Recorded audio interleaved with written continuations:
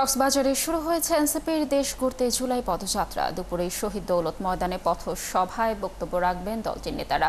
জুলাই পদযাত্রা কক্সবাজারের সমাবেশের খবর জানাতে আমাদের সাথে যুক্ত হচ্ছেন সহকর্মী রহিম রুমন।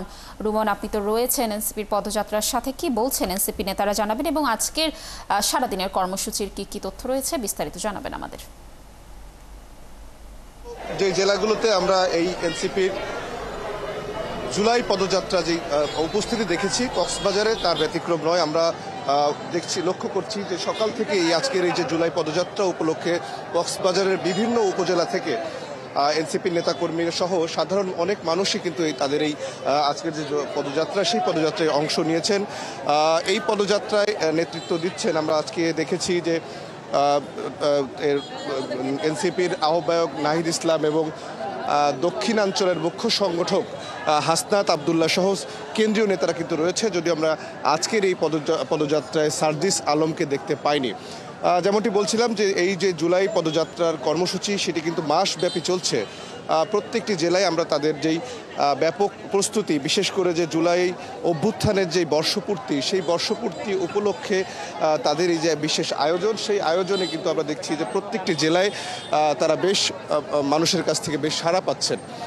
আজকের এই পদযাত্রা কিছুক্ষণ আগে 12টায় শুরু হবার কথা ছিল, যদিও একটু বিলম্বে সেই পদযাত্রাটি শুরু হয়েছে।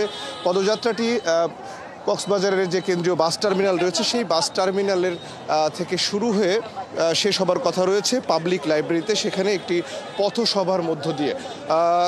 বরাবর যেমন হয় যে এই পদযাত্রাগুলোর শেষে পথসভায় কেন্দ্রীয় নেতারা তাদের বক্তব্য দেন।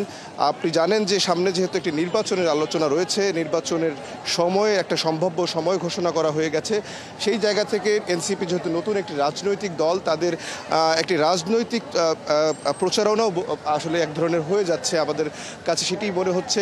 এখানে যারা অংশ নিয়েছেন তারা নানান রকমের স্লোগান দিচ্ছেন, ফ্যাসিবাদ বিরোধী স্লোগান দিচ্ছেন। নব্য ফ্যাসিবাদী হবার জন্য যদি কেউ চেষ্টা করে, তাদের প্রতিরোধ করবার জন্য তাদের যে আগামীর যে রাজনৈতিক বন্দোবস্ত, সেই বন্দোবস্তে তারা আসলে কি করবেন সেইগুলো নিয়েও তারা কিন্তু নানান রকমের স্লোগান দিচ্ছেন। আমরা রোমন, ধন্যবাদ আমাদের সাথে যুক্ত থাকার জন্য। আপনি থাকুন এনসিপির পদযাত্রার সাথে। নিশ্চয়ই আমরা পদযাত্রা এবং পথসভার আরও তথ্য আপনার মাধ্যমে জানার চেষ্টা করব এবং দর্শকদেরকেও পরবর্তী সংবাদ সংযোগে জানানোর চেষ্টা করব।